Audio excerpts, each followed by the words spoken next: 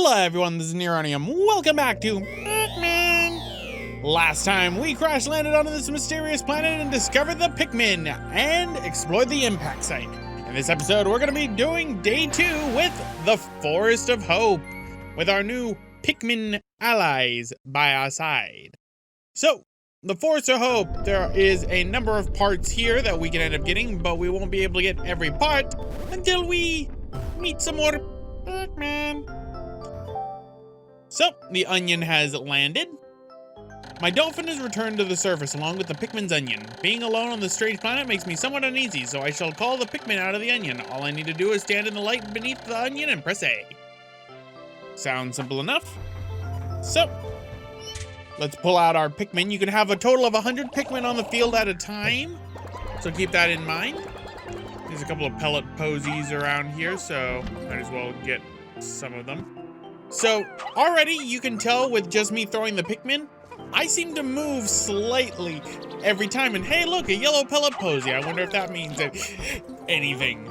Well, yes, that's the broken part of my controller. Every time I throw a Pikmin, Olimar moves ever slightly. And that's actually pretty bad, because it means that I can't throw a bunch of Pikmin all at once, like how you normally should be able to. That's what makes this broken controller. Look at this. I am just moving. I am not doing that movement on purpose. That is my controller, and I don't discover what the cause of it for the controller is until later. Anyway, gates like these can be broken down by the Pikmin. The more Pikmin you have on the gate, the faster the gate will break down. I believe also, depending on if they are a bud or a flower, it'll go down faster as well. So, just bang your heads against that, my little Pikmin. And as you can see, it falls down. Now, that other wall in the back, you might have noticed, doesn't really have a meshing on it. That requires something in particular to break down. And we're hopefully going to be able to deal with that today. But first things first, let's get this down, as Olimar just does a little stretch. A lot of Pikmin is waiting. As you can see, though, we have a time limit now at the top. That is our sun counter at the top. I believe it's around 15 minutes per level per day.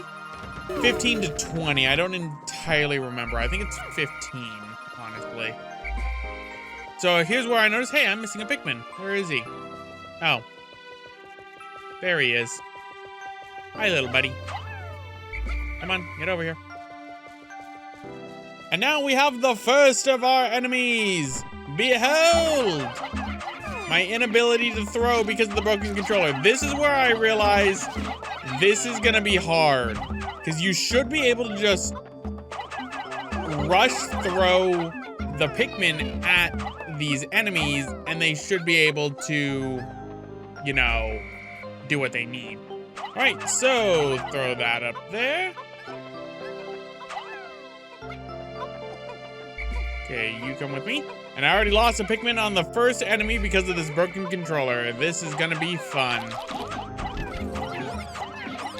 So, let's grab everything we need.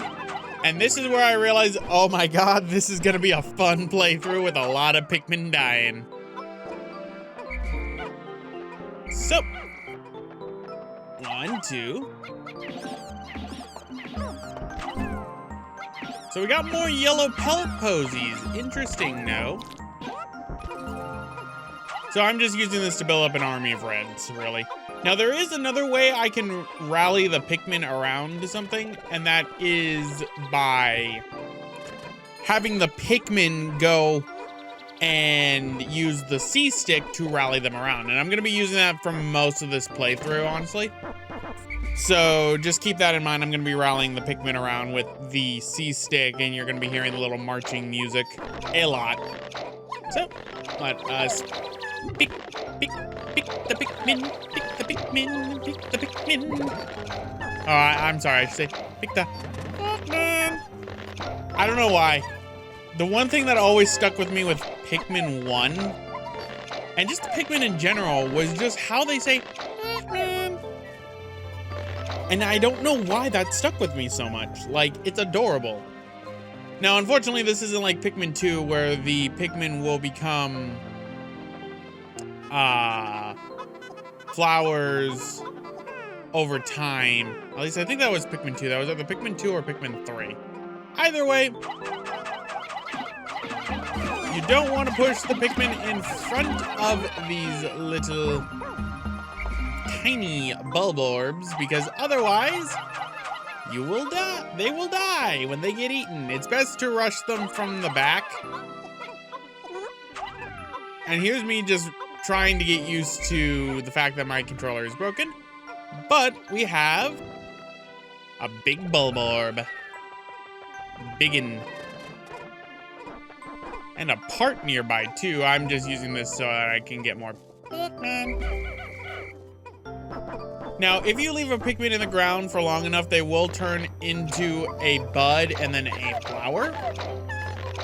But ain't nobody got time for that. I'm on a time limit. This ain't Pikmin 2. Pick the Pikmin, pick the Pikmin. Oh, I had the funny haha number. Right, so that's 62, 63, 64, 65, 66, 67, 68, 69, nice, and 70. All right, my Pikmin. I am going the wrong way. Let us go. First, rush the bulb orb. The sleeping bulb orb needs to die.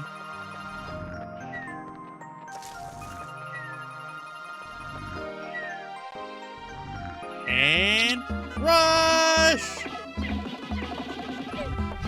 And he's dead. It's best to take bulb orbs from behind, so keep that in mind. Now we have 45 more Pikmin. You grab those. And what are these rocks over here? Well, those are important for something in a bit. But first things first, we should grab ourselves our latest pot, which is... why, it's the Eternal Fuel Dynamo. It has an unlimited energy supply. I won't have to worry about saving electricity anymore. This will make my fight for survival a bit easier. This is a required part in order to leave the planet. So, go my Pikmin, go. Beat up the Pelipposy. Every time I hit the A button, I slightly move, which is annoying. My clock has indicated the coming of noon. From now on, I must pay close attention to the sun meter on my monitor and choose my actions accordingly, so it's best for me to review my monitor's data. Basically, that's saying, hey, guess what? The day is half over. You haven't really done that much. And with that, what you have to do, you have to keep in mind, certain things you can't get done in a single day. In 15 minutes, you don't have enough time for that. So what you should do, as I think I had stepped away from my controller at the moment, you have to make sure that you have things set up to where you can get multiple things in one day if you want to do the game faster. You can beat this game in about 8 to 9 in-game days if you know what you're doing. Across the top of my monitor are the sun meter and day display. At the bottom are spacesuit of the damage meter and Pikmin gauges. From the left, these numbers reflect Pikmin under my command, Pikmin in the field, and total Pikmin, including those in the onion. To adjust my monitor, I can press L to rotate the camera, R to zoom, and Z to change the viewpoint. I can also press Y to view the detailed computer analysis.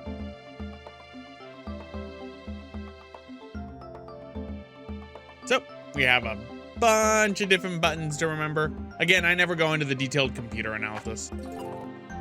So, the day is about halfway over, for the most part. Take my Eternal Fuel Dynamo. Come, my Pikmin. Pop, pop, pop. But one thing, continuing on with my thought from earlier, you have to do things to make sure that the Pikmin are able to do stuff that you need to do within the day. Wherever you leave a part, when it's the end of the day, that part will stay there. It will not reset back to where it originally was. Thank God. And certain enemies do come back after a few days, so just keep that in mind. And certain enemies show up after a few days. Eternal Fuel Dynamo, this should light things up. No more candles for me. I now have recovered 2 out of 30 parts. If I can find just 3 more parts, I should be able to increase my ship's capabilities. That basically means you can go to a new area if you want to after that. And here's me realizing, okay, so I have 85 of the Pikmin. So let's go and break down that gate. Or am I going to be an idiot and get to these pellet Yep, I'm getting to these pellet posies. And look, blue pellet posies. Now, Pikmin can build bridges at these areas right here. In Pikmin 1, there's a nasty glitch that can happen where the Pikmin can get stuck underneath the bridge they're building. And one thing about water, Pikmin don't like water, especially reds. Reds do not like water, and you will be hearing that unfortunate sound of reds drowning more than once. Ugh, it's not fun. It's not fun at all. It's actually rather depressing. But, so I built that and me thinking, okay, there's a part over there. I should be accessing the map, and there it is. And here's me because I pushed the B button and everything is like that. Oh, I lost some Pikmin to drowning. Yep. The B button also moves my controller if I so much as hit it, which it results in me losing more Pikmin in this playthrough than I'd like to admit. So, break down the gate for your fallen 9 comrades. Come on. Come on, you 8. Get on there. I mean, look at that. I can't do that by myself. That's how I know that my controller is broken. And the bad part is, at the time of this playthrough when I was recording it, this was the only controller I had because my Wavebird broke. So I was like, great, I have to use this the entire time. And also I wanted to lay at my couch. So that breaks that down. Hello, Bulbul. Die.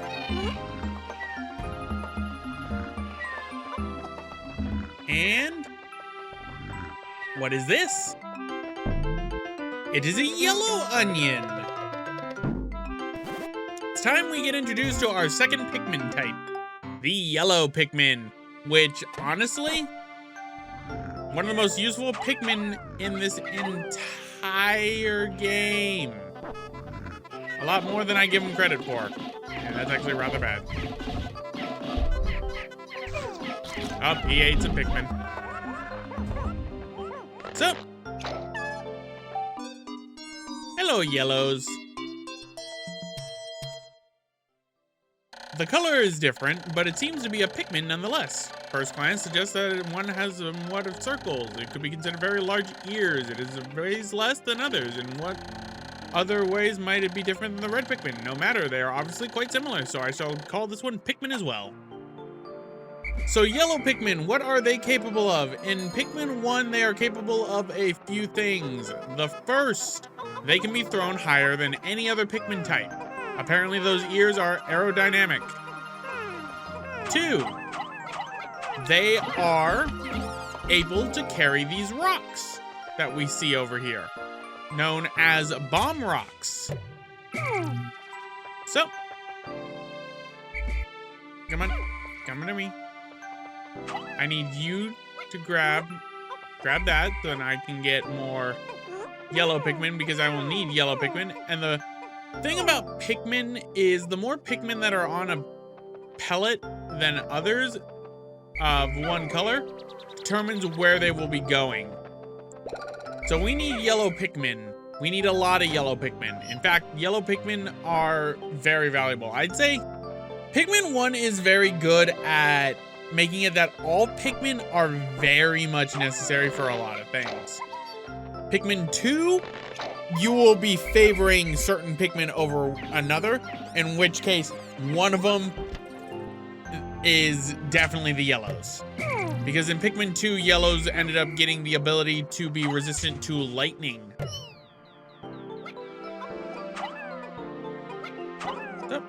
Take the pellet posy. Oh, no, I wanted you to do other things. All right. I gotta wait, so... Boop! Boop! Boop!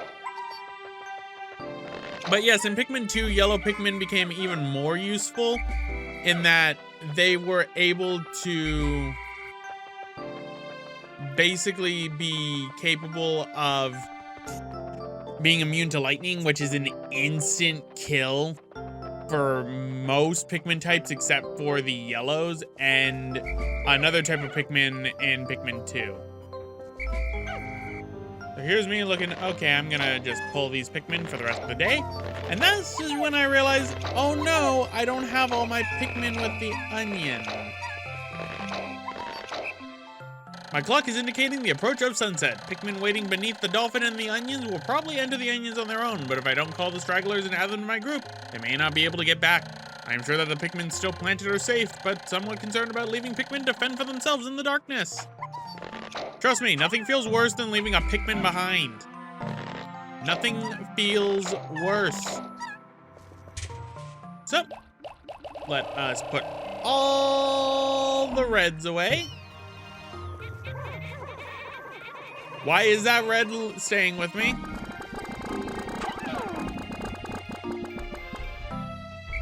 Come on. You, go away. And when sundown is about to hit, there will be a countdown that happens starting from 10. It will basically indicate that you need to start getting all your Pikmin together. And here's me realizing, okay, I am missing Pikmin. Where's the Pikmin? So, 10, 9, 8, and here's me realizing I lost a Pikmin. Where did I leave this Pikmin? I don't know where I left this Pikmin. And there is no time left. So here's me panicking because I'm like, oh no, am I gonna leave a Pikmin back on the first day? Nothing feels worse than that. But luckily for me, I think this Pikmin is still planted. So, end of the day. This is where if you have Pikmin in your group, they'll all get dismissed and they'll all go to their onion. But that takes care of the second day. All we got was the Eternal Fuel Dynamo, but hey, we learned our controller's broken, so we're gonna lose a lot more Pikmin as a result. So, let us leave.